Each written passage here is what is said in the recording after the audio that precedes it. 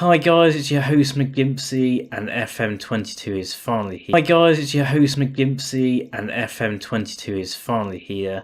I am going to be doing a Newcastle takeover save. It's a bit of fun.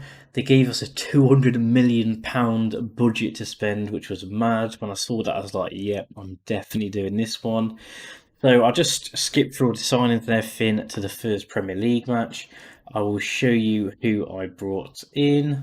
So obviously they bought Joe Willock from Arsenal for 25 million before, so that was already done. This was done too. So my first signing was Jeffrey because I saw him listed. It only cost me £10 million, rising to 12. 28 years old, experienced, really good workhorse. He likes to dictate play and try tricks. He is quite an all-rounder. I mean, physically, he's got decent pace, 14 and 14 acceleration, very good. He's got good balance, so he keeps on his feet. He's got good stamina and he's strong. He's also good on the ball. He's got 15 dribble, not a bad shot. Quite a good first touch with 15, 16 long shots, so can bang one in, 14 heading, so he's a threat on set pieces. Marking's not incredible, but he's got 15 tackling and 15 passing, so he's a good passer of the ball, a good tackle of the ball, and he's very aggressive and brave, so he's really going to help in them games where I just need to break up play, get in there, rattle the opposition. So it seems like a fantastic signing for 10 million. I thought it was an absolute bargain to bring in. We then went on to the big boy signings and we got Kunde for 60 million, rising to 70 million. Obviously, a 22-year-old centre-back.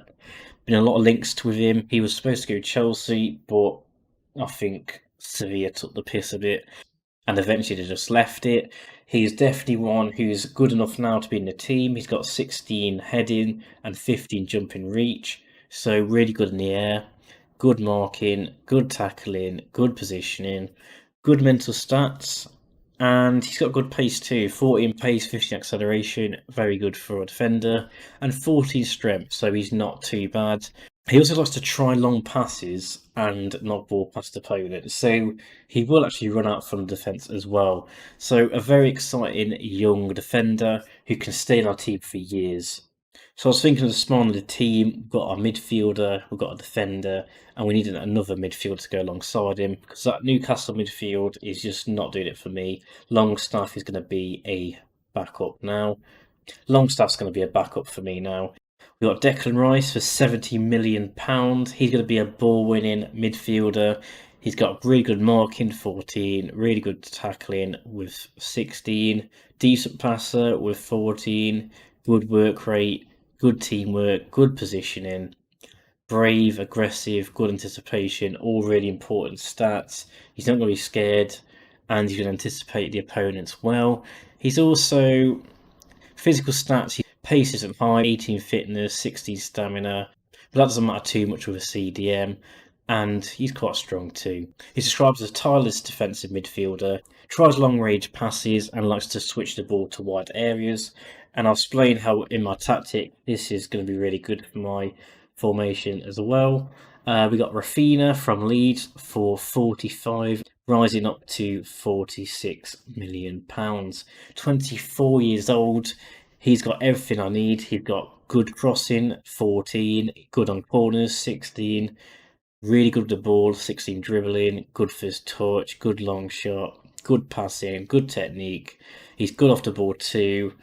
Work rate's good as well. Important for this team because obviously, although we've got all this money, it's going to take time to get up to that level, and we're still not one of the best teams in the league yet. He's also very quick, 15 pace, 16 acceleration, and got good stamina. So it's good to have a winger who not only will work with my formation currently, but going forward will adapt to that too. And he likes to get into opposition, shoots with power, tries long range passes, and cuts in from the right. Then I brought in a wonder kid, one for the future. I got him on loan, and then it's a mandatory to buy for I think 70 million next year. So next year we're gonna have a lot less money, but I think it's worth it. His stats are crazy.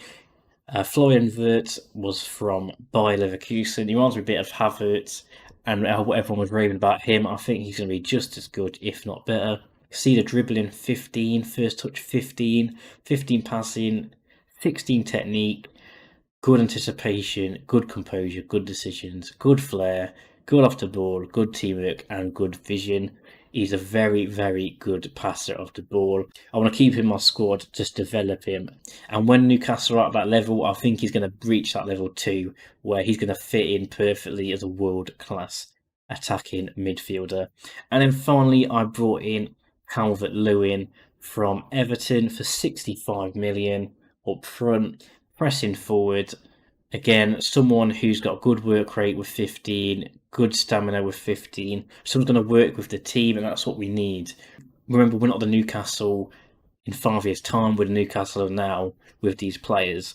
He's also got 15 finishing, very good, good first touch too, and of course his main attribute is 17 heading, and he's also good in the air, of course, with 16 jumping reach, so he can get on them headers. He's also very brave, got really good mental stats. He's composed, he's got good concentration, good decisions, and of course we've gone through the off the ball and teamwork as well. He's got 16 strength too, so he's strong, but he's also got 16 pace and 16 acceleration, so he's quick. So for me, he's perfect for this Newcastle role. He works hard for the team.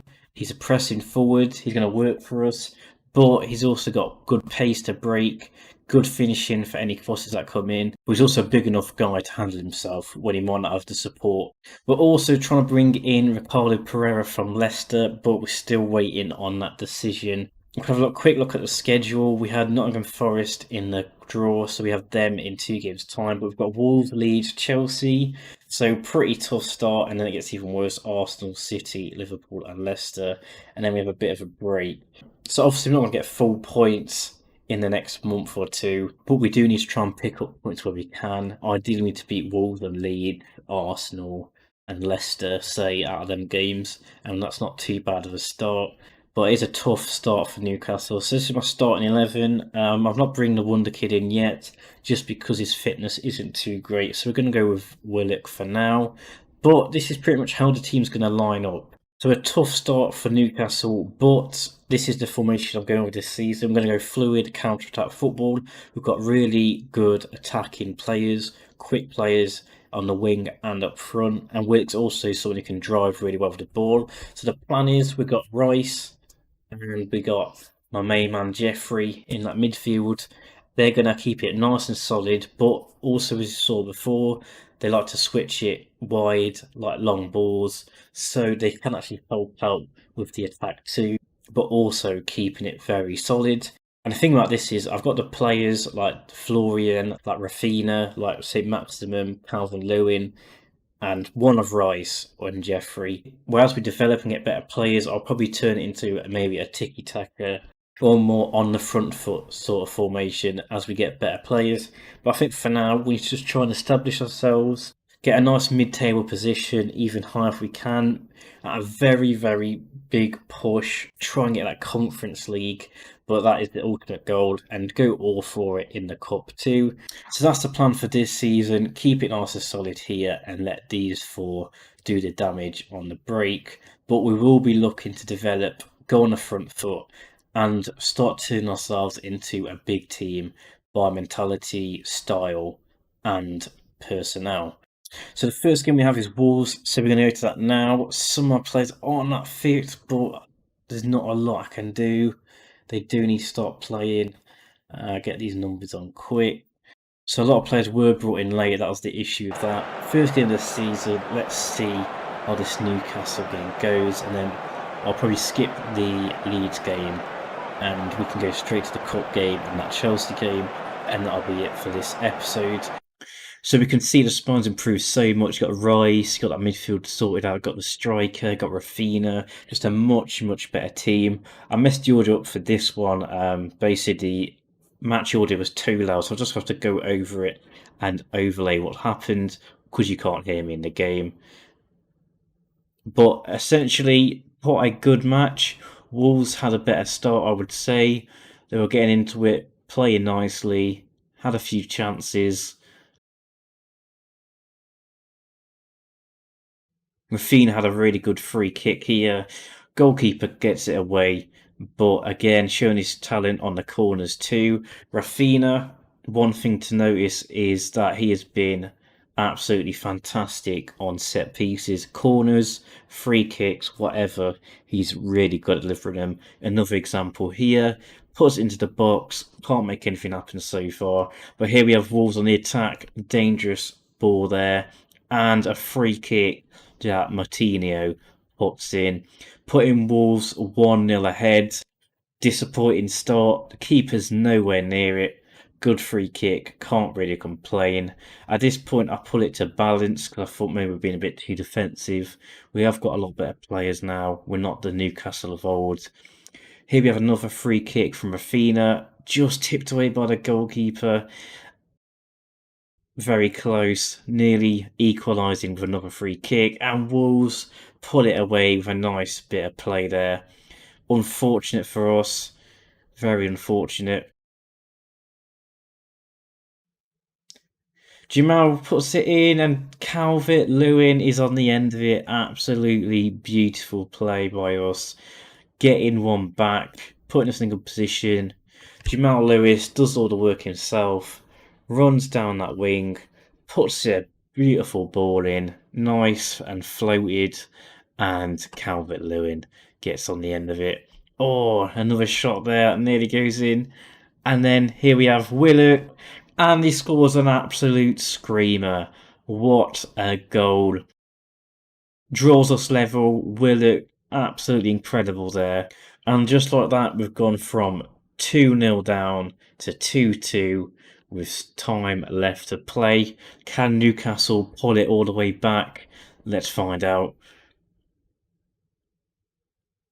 We're getting a lot of set pieces on notice in this game, so we are a team that does benefit from that. So for silent any players, maybe defender, I would look for that in the game. Puts Rafinha through, and it's free. Comeback Kings, 2-0 down, 3-2 up. A beautiful comeback from Newcastle. And I'll tell you what, Rafinha is a hell of a play on this game. If you want him for a big save, just get him. Any team, Rafinha is an absolute treat. Couldn't it be more? And it's 4. It's 4. And then we got a cross, and it was 5-0. Well, 5-2, but it feels like 5-0. 2-0 down, 5-2 up. Goals awarded, which is something I like because in the last games it felt like any time VAR comes up, it always went against you.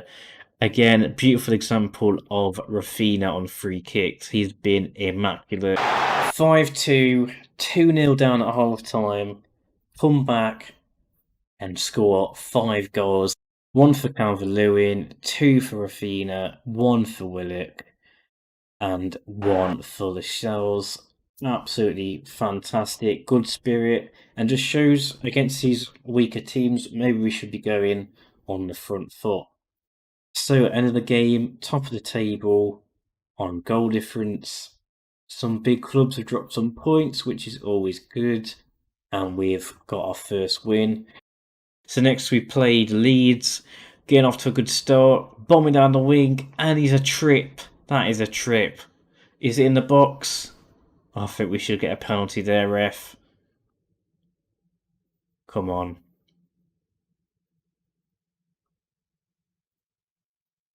Of course it's not a penalty. Of course you'd say that, ref. But we got a free kick anyway. And they score. We don't even need a penalty. We're that good. And Newcastle off to a flying start. 1-0 up. Could potentially be top of the table after this game. Beautiful header by the Shells. He's a great, great defender. And here we go. Leeds, though, they were playing well in the game. They weren't out. You know, they always do play good football. Puts one in. Oh, and keeps it out. Brilliant stop by the keeper. And the defence on its toes. And there's a ball through. Can you pull it away? Oh, Willock, what are you doing? Corner. And it's 2-0. 2-0. That could be the game done. Leeds, though. Leeds eager to put things right. Cut a ball, working it around the box. Putting the ball in, not giving up, a lot of possession. Come on. Oh, and we let one in. 2-1. Not a great display there by our team. Oh, on the ball again. Rafina, and that's disgusting. Get him off. Absolutely just clamped him, and that's a red card. Leeds go down to 10 men, which you think for us would be fantastic news. Puts the ball in. Oh, the keeper's got it fine. Leeds, oh, long ball. He's got through. He's around the keeper, and that's embarrassing. Gone down to 10 men and conceded, bringing it back to 2-2, doing to us what we did to Wolves. And obviously, that's very disappointing. Not a lot of time left to get back in it now. And I think Leeds will be very defensive at this point. But we can always try. Here we go. Willock puts a beautiful ball in, and it's Calvert-Lewin, last minute of the game, and we go 3-2 up. We win the game. Look at this. Beautiful ball. All we have to do is whip one in, and Calvert-Lewin knows what to do. And there we have it. 3 points against Leeds. 3-2. Brilliant result. Last minute winner. Fantastic. On to the League Cup match. So next we have the Carabao Cup against Nottingham Forest, so a lot of rotations. Wilson gets his first start of the season, rested most players because they were getting tired. Obviously they weren't completely match fit, so they've got a bit knackered playing them 2 games.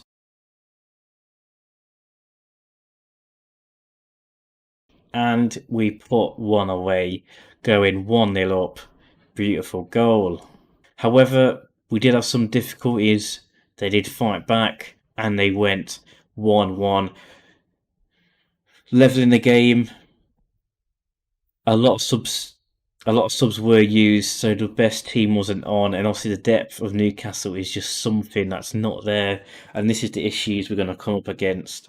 We're going to have a team that's just not used to these sort of games. Essentially, when we sub off players and we don't have the first team on, the quality does take a complete dive. It did unfortunately go to penalties, and obviously penalties are a lottery.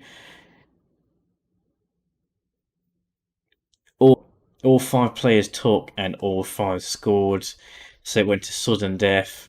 And unfortunately for us, they put the last penalty away, and we were knocked out the Carabao Cup.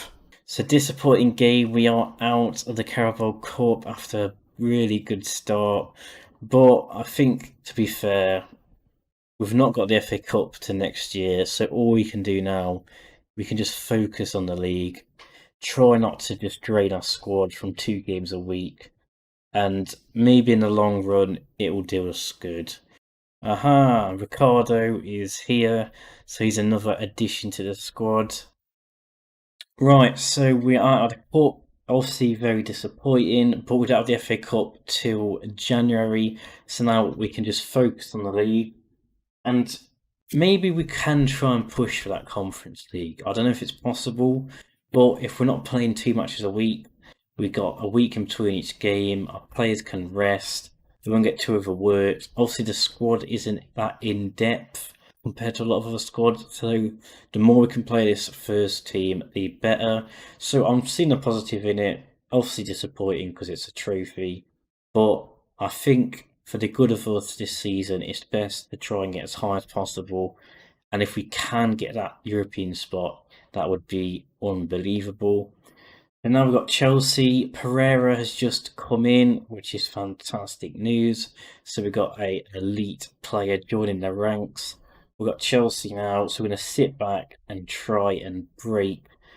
I think we're going to go and try and hit early crosses in, just try and whip them into Calvert-Lewin from the way. Chelsea, obviously a very, very tough opposition, huge challenge for us. But if we could win, we could start making gaps between us and other teams. We were cautious in this game, and Chelsea did dominate most possession. They did have a lot of shots, but that is what we expect. So the plan for this was to essentially just try and be defensively solid and try and hit on the break with Rafinha, Willock, and maximum because they can do a lot of damage. They're very quick, got a lot of dribbling. But, Chelsea were playing about, they were in our box, they were causing us issues. We were just waiting for the chance, working it down the wings, heads it out, goes to the other wing. We know what we do, get a good cross in and stuff can happen. Get a cross in and Calvert-Lewin between two defenders, puts it in, doing what he does best and putting us 1-0 ahead of Chelsea. And that leaves us second. Liverpool are ahead. They've played an extra game, so if we won 2-0 would be equal.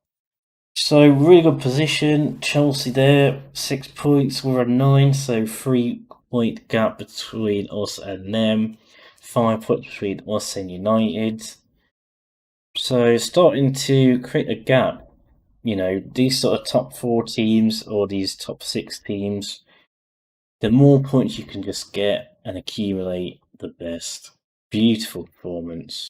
So I think we'll leave it there for today. We've started the game, we've made all our transfers, we had that amazing 5-2 comeback from 2-0 down. We had the last minute winner from Wolves. We did lose in that Carabao Cup, but it was a rotated squad and they were all knackered. We've played Chelsea and won 1-0, putting us in a fantastic position, but we're getting into a run of Arsenal, City, Liverpool and Leicester. So it's going to be a tough run. We'll do that in the next episode.